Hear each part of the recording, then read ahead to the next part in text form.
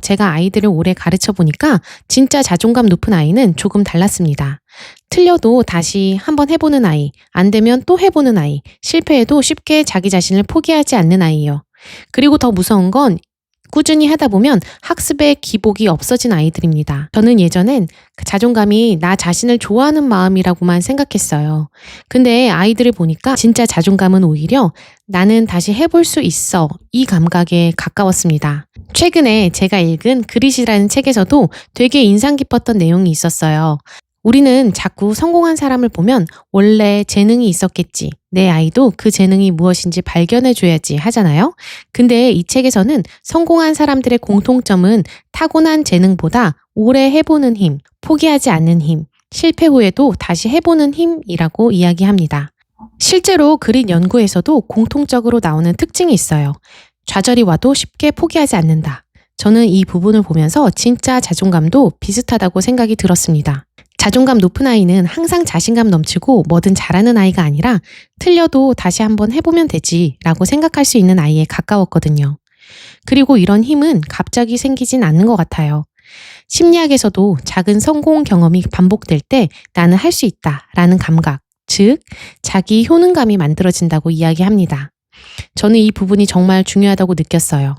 왜냐하면 아이들은 처음부터 잘해서 자신감이 생기는 게 아니라 내가 한번 해보고 끝내보고 어려웠는데 다시 한번 해보고 이 경험이 쌓이면서 자기 자신을 나도 할 수 있네 라고 믿기 시작하거든요. 그래서 저는 요즘 아이에게 거창한 걸 시키기보다는 작은 성공 경험을 경험하는 걸 더 중요하게 생각합니다.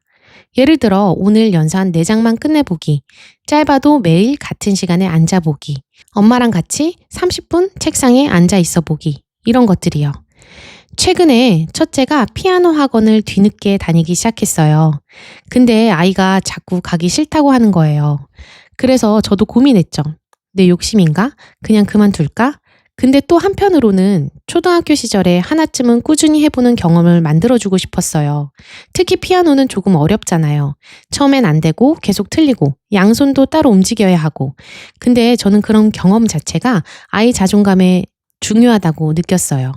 어려운 걸 조금씩 해내는 경험, 안 되던 게 되는 경험, 다시 앉아보는 경험. 그래서 집에 피아노를 드리기로 했는데 새 피아노는 너무 비싸더라고요. 120만 원에서 150만 원 정도 했어요. 근데 저는 결국 12만 원짜리 중고 전자피아노를 드렸습니다. 신기하게도 그 뒤로 아이가 피아노 학원 가기 싫다는 말을 거의 안 했어요. 집에서 조금씩 쳐보고 한 곡씩 해보고 자기 루틴이 생긴 거죠. 저도 비싸게 샀으니까 연습해야지 라는 그런 강박이 생기지가 않더라고요. 중고로 싸게 샀으니까요.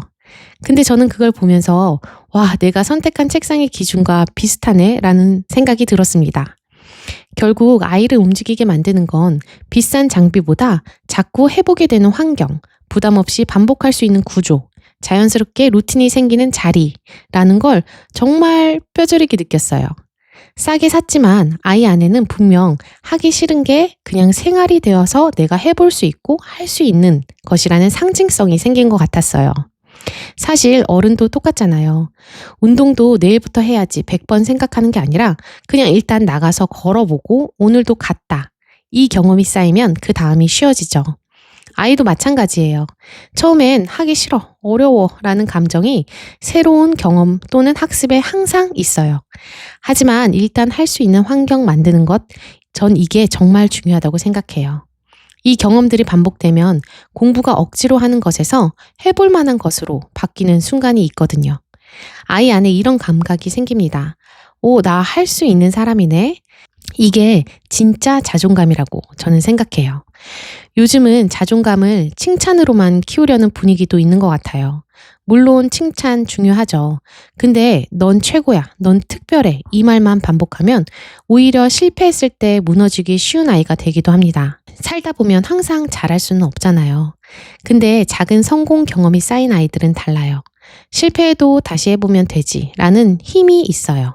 그리고 그 힘이 제가 서두 부분에서 말한 기복 없이 오래 잘할 수 있는 아이들의 특징인 것 같습니다. 그래서 저는 아이 교육에서 제일 중요한 게 엄청난 선행이나 화려한 스펙보다 작은 성공을 반복할 수 있는 환경, 꾸준히 앉을 수 있는 루틴, 끝까지 해본 경험이라고 생각합니다. 자존감 높은 아이는 항상 밝고 자신감 넘치는 아이가 아니라 힘들어도 다시 해보는 아이, 그리고 작은 성공을 반복하면서 스스로를 믿게 된 아이인지도 모르겠습니다. 아이가 부담 없이 안고 엄마랑 함께 안고 작은 성공 경험을 반복할 수 있는 구조를 만든 환경이 궁금하신 분들은 고정 댓글의 영상도 참고해 보시면 좋을 것 같아요. 감사합니다.